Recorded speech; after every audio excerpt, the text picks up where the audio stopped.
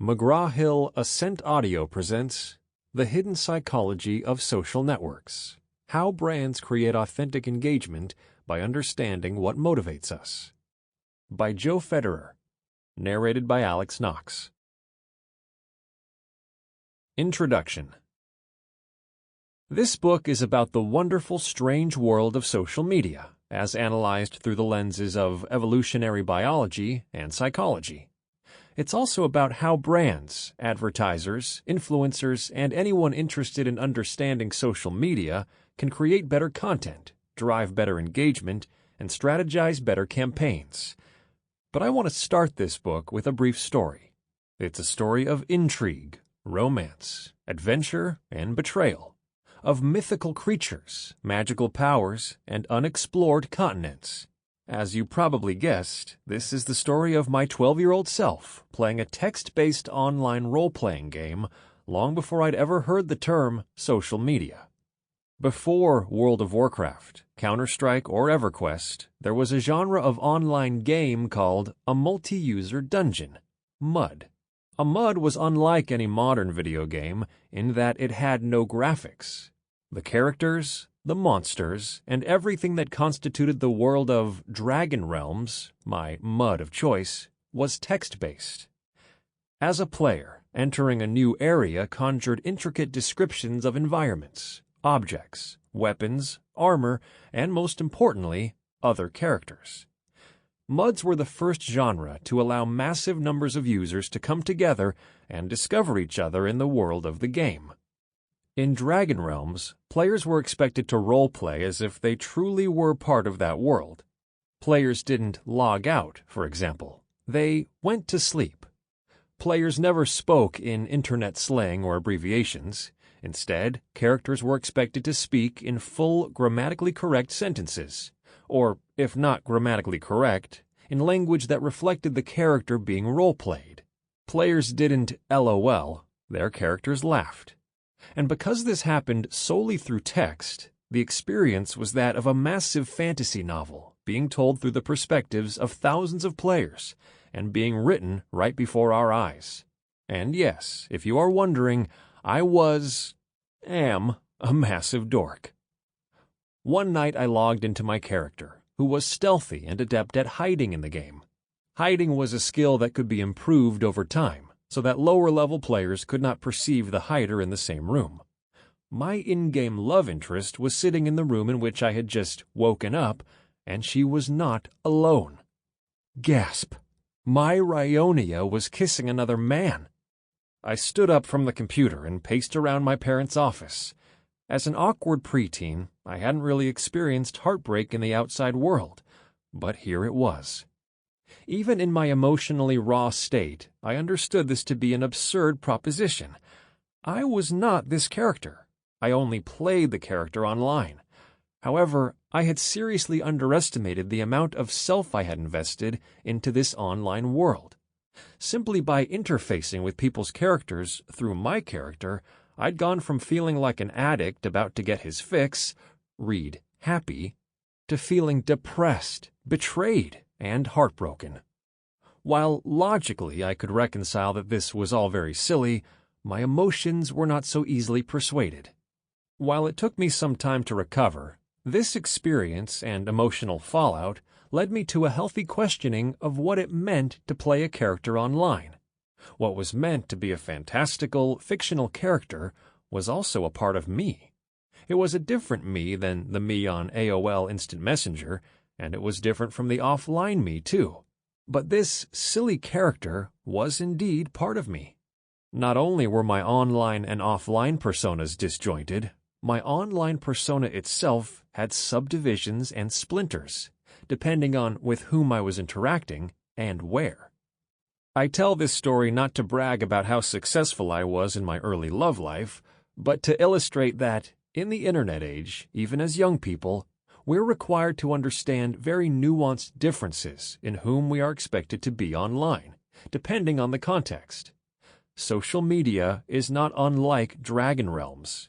The characters we play are based on us, but they're usually not representative of our full, complex offline selves. Our online selves and our offline selves are intimately entangled, even if it's not always clear how. Part of this book aims to clarify that very question. What is the relationship between our various online selves? Social media represents new psychological territory for us. For our brains, Facebook, Instagram, Twitter, and Reddit are real places. We don't just log on to social media, we navigate through it. Throughout this book, you'll hear me refer to what people are like in different social media spaces, rather than on them, because I believe that's a more accurate way to think about our relationship to social media psychologically. These social media platforms aren't just websites we visit or apps we open, they're places we enter. If we're interested in engaging people in these spaces, we need to become accustomed to their cultural norms. When we attend a happy hour with our coworkers, we're probably slightly different versions of ourselves than when we go to a music festival with our friends, or we are home for Thanksgiving dinner with our families. Likewise, the person we play on Facebook and the person we represent on Twitter may be very different characters. The way we relate to a piece of content on Reddit is likely very different from how we'd relate to that same content on LinkedIn. But enough about that. Let's talk about me. I've been an internet dork for about as long as I can remember, and I've worked in social media marketing since the industry became an industry. When I was in kindergarten, I wanted a computer like my dad's. So I saved up my allowance and did extra chores for 4 years until I could buy my own, a refurbished lemon of a laptop bought off the Best Buy floor. In high school, I regularly got in trouble for photoshopping teachers and other students into memes. When I started working in public relations, I volunteered to help make some last-minute social creative for a client that generated a few thousand organic shares, and I was quickly moved from the new business team on which I was hired to a group of digital specialists. Since then, I've built social creative and strategy teams at major agencies and platforms, such as Ketchum Public Relations, Energy BBDO, and Reddit. For many of my clients, I've achieved orders of magnitude better engagement, and many have been able to attribute their improved engagement to tangible business results. My campaigns have performed in the top 5% of third-party Facebook studies for at-shelf sales, and I have helped brands become top performers in Pinterest's advertising alpha. When I joined Reddit in 2016 to build their brand strategy team, I wrote the brand engagement playbook for what many advertisers consider to be the most skeptical community on the internet. Today, Cantor Millward Brown reports 2.8 times better aided awareness, 2 times better brand favorability, and 16% better purchase intent for campaigns run on Reddit as compared to average. This book will combine the psychological research and theories that underpin my approach to social media marketing with real brand examples and case studies. For legal reasons and to protect brands' proprietary information, I've removed information about my role in specific examples. But about half of these campaigns are my concepts and executions in action. Social media feels very new to us, and in many ways it is. It hasn't been around for long, especially in the grand scheme of human evolution. But what isn't new is us. From the content we share, to the people we engage, to the posts we like, the ways we express ourselves in social media are governed by the same psychological and biological processes that have dictated human social lives for millennia. In broad strokes, that's what this book is about. Understanding how social media fits into the innate essential drives that have dictated our biological and cultural evolution as humans. At the core of this book is a simple question. Why is social media so compelling to us? To answer that question, we'll begin in the world of evolutionary biology, in which the word meme was first coined. We'll explore how ideas themselves act like genetic replicators to spread throughout social media, and we'll reverse engineer some of the important qualities that share-driving content tends to exhibit. Then we'll look to the work of Sigmund Freud, the father of modern psychology, whose id, ego, and superego model has unique application to understanding the different personas we wear online. Finally, we'll explore a more modern understanding of neuroanatomy to explain broader-level trends in how people form and represent their opinions and themselves in social media. If you're a marketer or advertiser listening to this book, you may wonder why that question is so important. After all, the eyeballs are on social media. Isn't that all we really need to know? The truth is that in order to effectively reach people in different social media environments, we need to understand what value they derive from participating in those social networks in the first place. Putting on a headdress and donning body glitter may be an effective way to integrate naturally into a music festival, but it's probably not how we want to approach someone at an office happy hour. Social media etiquette is equally nuanced, but it does not have the obvious physical social cues to tell us when we err. By understanding the context in which we hope to reach people, we'll make more efficient use of our media buys, establish more thoughtful strategies, develop better creative, and in the end, deliver more effective marketing. Part 1. Memeology. Chapter 1. What's in a meme? Meme. It's that hot buzzword about which everyone in advertising, marketing, and communications with any digital sense can't stop talking. Memes seem to arise spontaneously from the ether and from many sources at once. As much as the internet likes fighting, all corners seem to genuinely agree on how they're used, and perhaps, just as importantly, how they're not used. Using a meme incorrectly is the digital equivalent of trying to say hello in a new language and accidentally calling someone's mother a ham planet. If you've ever visited a community called r/advice animals, a shrine of the past era of meme culture still active on Reddit, you know that meme culture has very particular ways of using certain images, phrases, typefaces, backgrounds, and so on. If you've ever dared post in r/advice animals without following its customs precisely, it's safe to wager that you felt the cold shunning of digital social faux pas. And unless you did some excavating yourself, you probably still don't really understand where you went wrong. While to an outsider r/advice animals is just a collection of pictures with funny text on them, each particular background and corresponding caption follows a very particular structure and formula. So unless you're lucky enough to innovate some new format that the community accepts, you're speaking Mandarin in the middle of Mexico.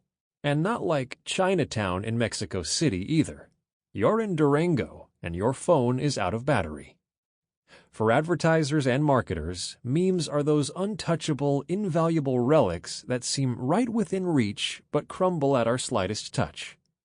The truth is that very few of us really understand meme culture from the inside, and like any culture, it's extremely difficult to fool the natives into thinking we're locals. Fortunately for you, dear reader, I am a massive dork and am fluent in this culture. So as we say in the deep internet, follow me, for I will be your guide. We're going to start at the very beginning with what is actually meant by the word meme. When we hear meme, most of us know what's being discussed. A meme is one of those silly pictures or GIFs with text on them, right?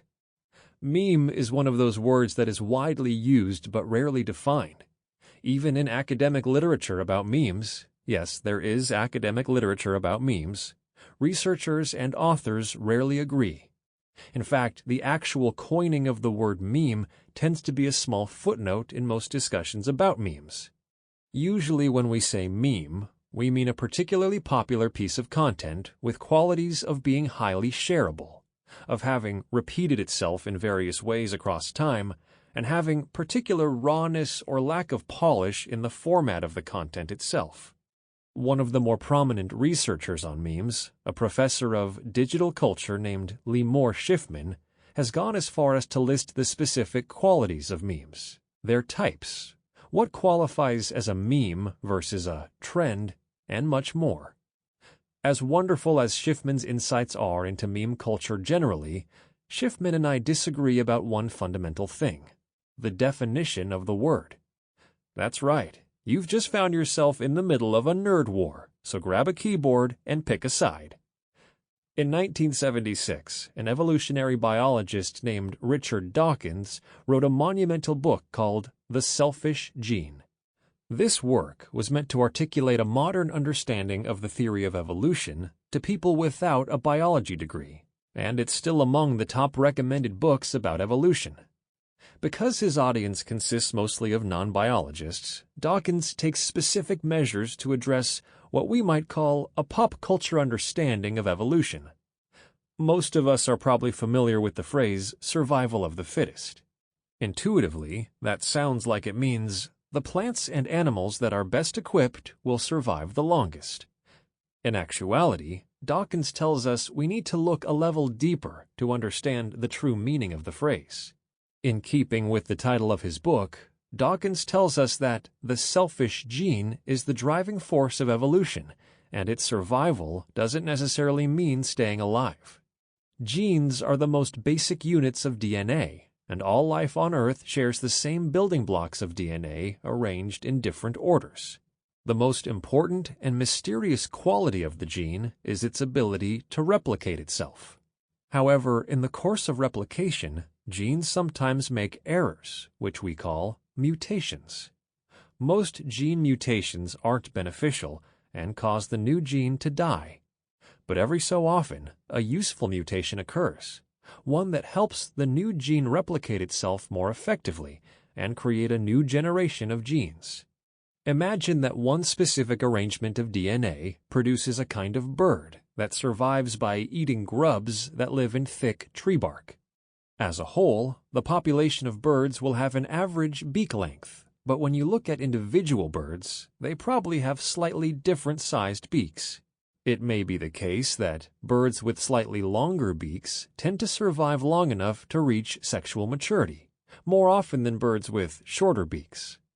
Over the course of many, many generations of birds, we could predict that the average beak size will grow because the genes for longer beaks are better propagators than the genes for shorter beaks. If you can imagine a flipbook of snapshots of each bird generation viewed in succession, it would almost appear that a conscious process was molding the birds' beaks to be longer, which is a fascinating illusion created by the combined processes of random gene mutation and natural selection. Dawkins' broader point is that genes are the true drivers of the evolutionary process.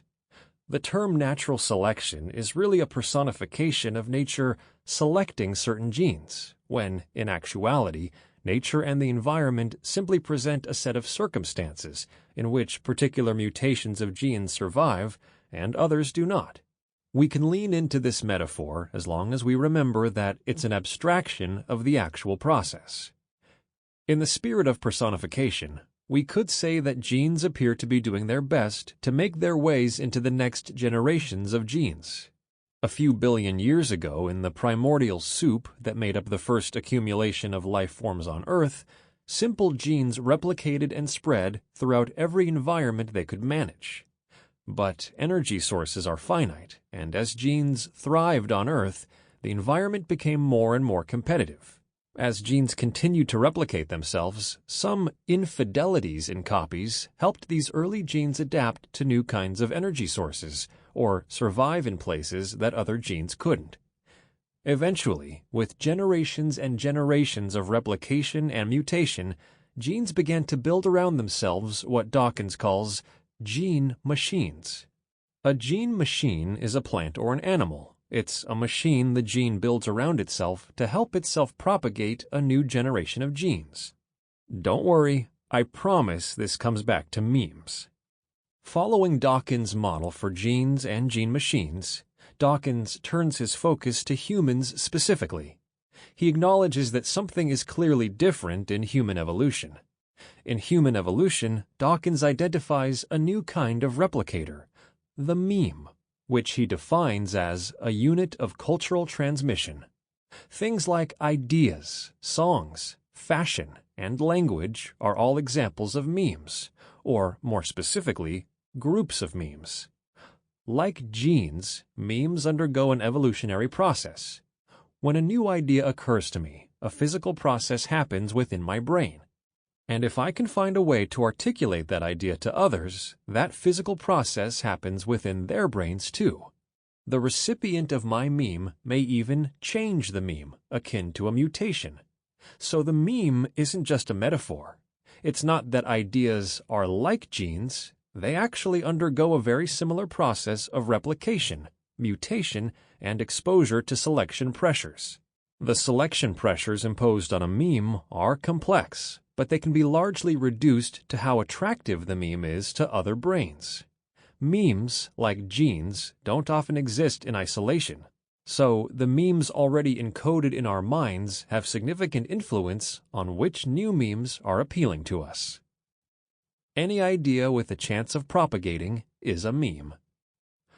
Let's say I have an idea for a coffee shop that sells only lukewarm coffee. No hot coffee, no iced coffee, just lukewarm coffee. That's a meme.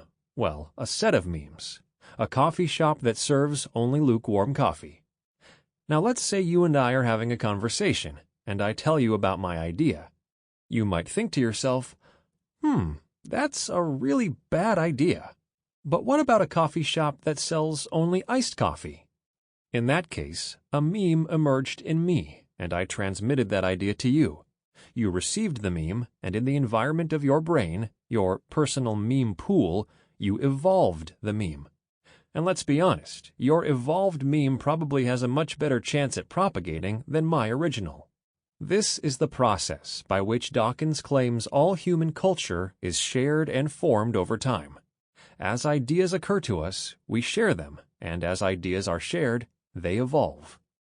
What started as a 12-page section in Dawkins' book about evolutionary biology has become a set of disciplines entirely their own.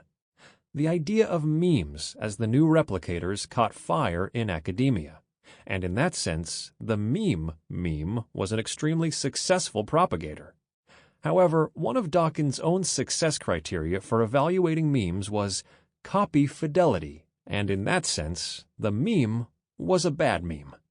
Decades later, different schools of thought still debate what is meant by the word meme, and I bet you thought the next few paragraphs were going to drag you through the academic controversy surrounding the definition of memes. God, that sounds boring. Don't worry, I wouldn't do that to you. The only piece of that drama important to this discussion is how broadly we define memes. For Dawkins, a meme was a unit of cultural transmission, or a unit of imitation and replication. The examples he uses are tunes, ideas, catchphrases, clothes fashions, ways of making pots or of building arches. Susan Blackmore, another biologist who wrote a book called The Meme Machine, also defines memes as being any type of information that can be copied by imitation. This definition has been criticized for being too broad and, as Lee Moore Schiffman puts it, may lack analytical power.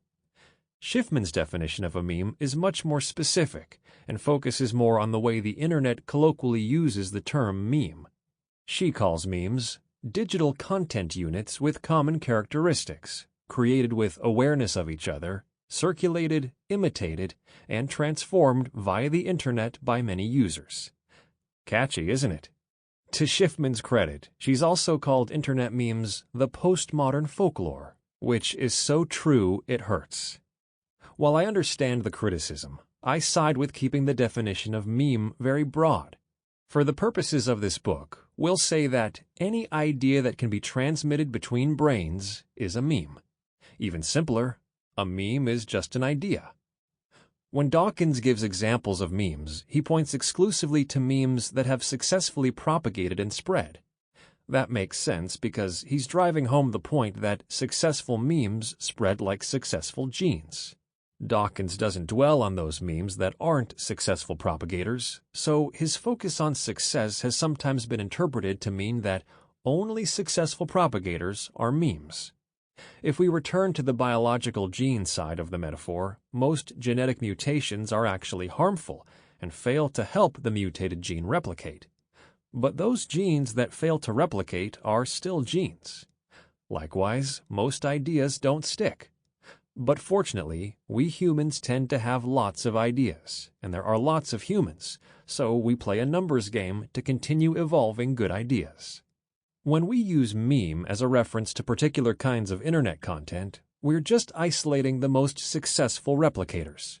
We're also referring to more than just the idea when we talk about internet memes. We're including the format through which the idea is conveyed.